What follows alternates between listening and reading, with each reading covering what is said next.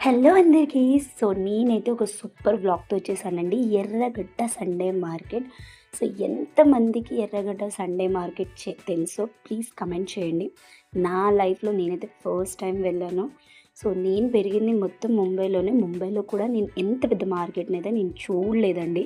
కానీ ఈ మార్కెట్ అయితే ఎంత హ్యూజ్‌గా ఉందంటే అసలు నాకు తెలిసి నేను ఇందులో షాప్ చేసింది లేదా తిరిగింది, చూసింది ఒక 30-40% వరకే.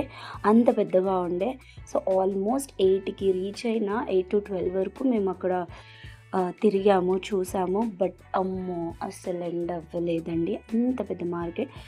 ఎవ్వరికైనా తెలియకుండా ఉంటే ఒక్కసారి వెళ్ళి విజిట్ చేయండి. వాట్ నాట్ అన్నీ ఉన్నాయండి. ఎవ్వరికైనా కాయిన్స్ కలెక్ట్ చేసే అలవాటు ఉంటే తప్పకుండా వెళ్ళండి. మోస్ట్‌లీ నాకైతే పప్పీస్ కోసం తెలిసి నేను వెళ్ళాను. ఇవైతే జర్మన్ షెపర్డ్స్ చాలా క్యూట్ ఉండే. కానీ ప్రైజెస్ మాత్రం చాలా ఓవర్‌గా చెప్తుండేనండి. ఆల్మోస్ట్ 9, 11, 10 ఈ రేంజ్‌లో ఉంది. మేము కూడా ఒక పప్పీనైతే తీసుకొచ్చాము ఇక్కడి నుంచి.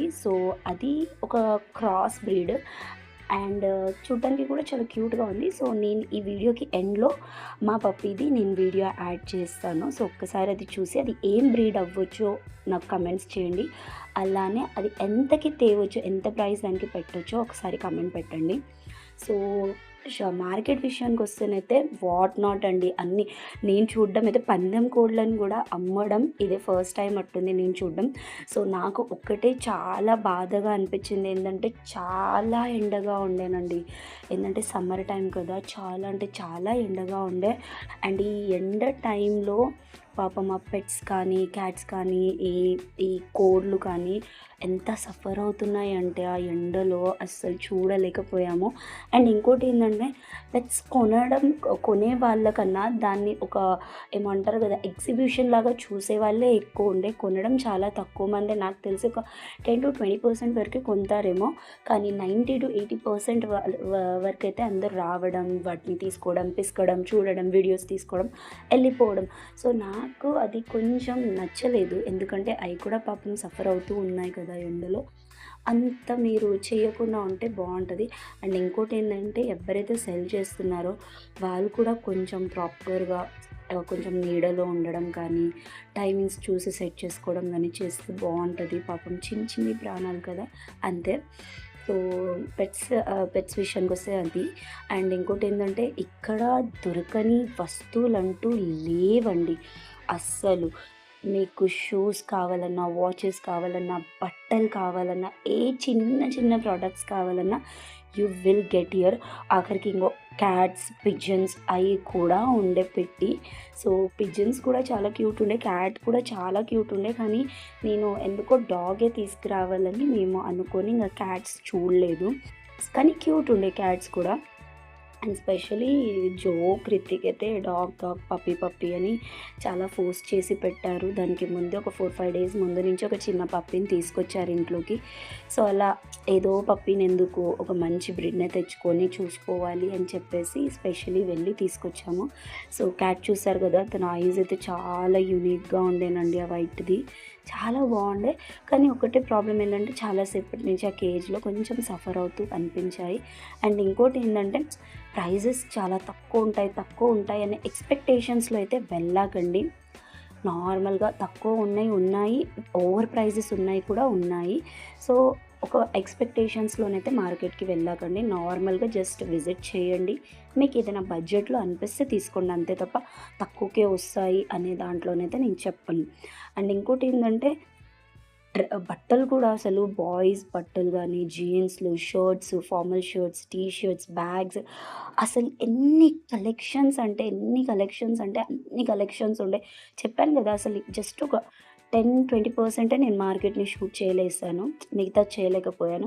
ఇది ఉంది మన ఏమంటారు, హౌస్ హోల్డ్ ఐటెమ్స్ కూడా ఉండే, కిచెన్ ఐటెమ్స్ చాలా. అండ్ ఇంకోటేందంటే కొంచెం ముందుకు వెళ్ళిన తర్వాత ఈ ఈ మార్కెట్ అంతా కొంచెం న్యూ న్యూ ఐటెమ్స్ అట్లా ఉండే. ఈ టాయ్స్, షూస్ ఇవన్నీ ఉండే. కొంచెం ఇంకా లోపటికెళ్ళినప్పుడు చోర్ బజార్ అంటారు గదా! సో, అట్లా ఆ ఏరియా స్టార్ట్ అయిన తర్వాత అక్కడి నుంచి మనకన్నీ కొంచెం యూజ్ చేసిన ప్రొడక్ట్సు, సెకండ్ హ్యాండ్ ఐటెమ్సు, చోరీ మాల్ అంటారు కదా! సో, అలాంటి ఐటెమ్సే దొరుకుతుండే. సో, మీకు మాత్రం ఏ వస్తువు కావాలన్నా మీరు వెళ్ళి హ్యాపీగా తేవచ్చు. సో, చూడండి ఇక్కడనైతే పిల్లల టాయ్స్ గానీ, చదువుకి సంబంధించిన stationeries, bags, kitchen wall papers అన్నీ అవైలబుల్ ఉండేనండి. ఒక సెకండ్ నేనే అసలు షాక్ అయిపోయాను. అరే! ఏంది మార్కెట్ ఇంత పెద్దగా ఉంది అన్న ఫీలింగ్ వచ్చేసింది. సో, ఇక్కడనైతే ఈ సెకండ్ హ్యాండ్ మొబైల్స్, దాని బాడీస్ అండి నాకసలు అర్థం కాలేదు. దాన్నొక బంచ్‌లాగా ఏసి పెట్టేశారు. అసలది ఎందుకు కొంటారు కొనేవాళ్ళు గూడా అనేది అర్థం కాలేదు. ఇంకోటి అయి సెకండ్ హ్యాండ్ ఫోన్స్ కదా! అది నిజంగా వర్క్ అవుతాయా అనేది డౌట్ నాకు. తీసుకున్నంత సేపు ఓకే గానీ, ఇంటికొచ్చిన తర్వాత ఎందుకో పాడైపోతాయి అనిపిచ్చింది. అండ్ మిగతా స్టేషనరీ ఐటమ్స్, కిడ్స్ టాయ్స్ అయన్నీ చాలా అవైలబుల్ ఉండే.